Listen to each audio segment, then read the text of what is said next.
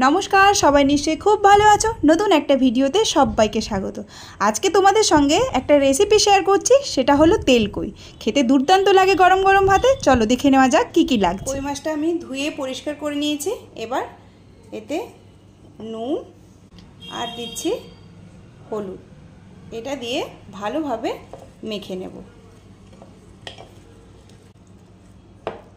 এটা কিন্তু একদম দেশি কই, এটা কিন্তু চাষের কই নয়, একদম পুকুর থেকে ধরে আনা দেশি কই, গ্রামের বাড়ি থেকে এসছে। এর টেস্ট কিন্তু অনেক বেশি। তো চলো এটা ম্যারিনেট হতে থাক। আর কি কি মশলা লাগছে তেলকই করতে সেটা দেখি। তেলকই করার জন্য কিন্তু খুবই সামান্য উপকরণ লাগছে জিরে, গোটা জিরে, এখানে একটা বড় টমেটো কেটে নিয়েছি, অল্প একটু আদা আর কয়েকটা শুকনো লঙ্কা। এগুলো একসাথে সমস্তটা পেস্ট তৈরি করে নেব। তো দেখো সব মশলার একসঙ্গে একটা সুন্দর পেস্ট তৈরি করে নিয়েছি। এইবার আমি গ্যাসে একটা কড়াই বসিয়ে নিয়েছি আর তাতে অ্যাড করে দিচ্ছি সরষের তেল। সরষের তেলটা আমার গরম হয়ে গেছে। এবার এক এক করে মাছগুলো ভেজে নিচ্ছি।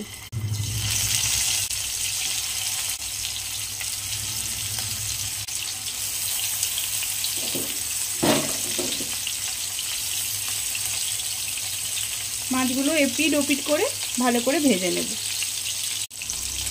এক পিঠ ভাজা হয়ে গেছে, আমি উল্টো পিঠটা ভেজে নিচ্ছি। খুব বেশি কড়া করে ভাজবো না, তাহলে মাছের টেস্টই থাকবে না।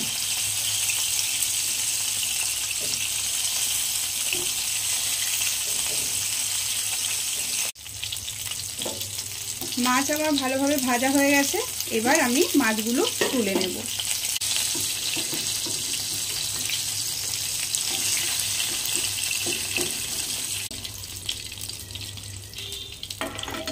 এবার আমি এই মাছ ভাজার তেলে দিয়ে দিচ্ছি কালো জিরে। কালো জিরেটা আমার ভাজা হয়ে গেছে। এবার ওই তেলেই আমি দিয়ে দিচ্ছি এই যে আগে থেকে বেটে রাখা মশলাটা।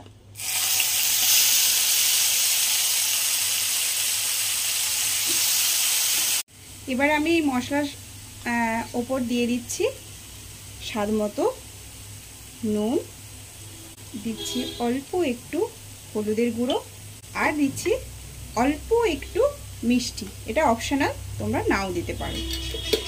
তবে যেহেতু টমেটোটা দেওয়া রয়েছে সেজন্য ব্যালেন্স করার জন্য আমি অল্প একটু মিষ্টি অ্যাড করছি। ব্যাস, এবার এই মশলাতে অল্প একটু জল দিয়ে মশলাটাকে ভালোভাবে কষিয়ে নিচ্ছি। দেখো মশলাটা কিন্তু সুন্দরভাবে কষানো হয়ে গেছে, সাইড থেকে তেল ছাড়তেও শুরু করে দিয়েছে। আমি এবার এতে অ্যাড করে দিচ্ছি জল। গ্রেভিটা যে যতটা রাখবে মানে রাখতে চাও সেইভাবেই জলটা অ্যাড করবে। ব্যাস, জল অ্যাড করে দেওয়ার পর আমি এটা কিছুক্ষণের জন্য ঢাকা দিয়ে রাখবো। দেখো ঝোলটা সুন্দর ফুটে গেছে। এবার আগে থেকে ভেজে রাখা মাছগুলো আমি এক এক করে অ্যাড করে দিচ্ছি। এর সাথেই অ্যাড করে দিচ্ছি দুটো চেরা কাঁচা লঙ্কা।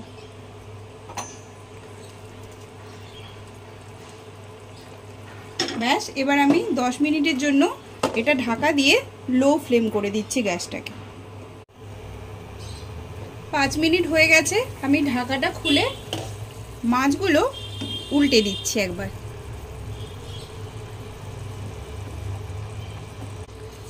এই তেলকইতে কিন্তু খুব বেশি ঝোল থাকে না, ঝোলটা অলরেডি শুকিয়েও যাবে,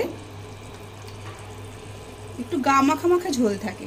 ব্যাস, আবার ঢাকা দিয়ে নিচ্ছি। আবার 5 মিনিটের জন্য আমি ঢাকা দিয়ে নিলাম।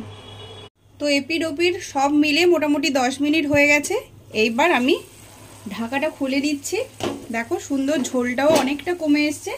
এবার যেটা করব, ওপর থেকে আমি একটু সর্ষের তেল অ্যাড করে দিচ্ছি, গ্যাস অফ করে দিচ্ছি আর ঢাকা দিয়ে রেখে দিচ্ছি 10 মিনিট রেস্টিং টাইমে। ব্যাস, তেলকই একদম রেডি। খেতে দুর্দান্ত হয়, অবশ্যই বাড়িতে কিন্তু এটা ট্রাই করো। আজকের ভিডিওটা এতটাই থাক, পরবর্তী নতুন ভিডিওতে দেখা হচ্ছে। সবাই ভালো থেকো, সুস্থ থেকো আর হ্যাপি থেকো। টাটা।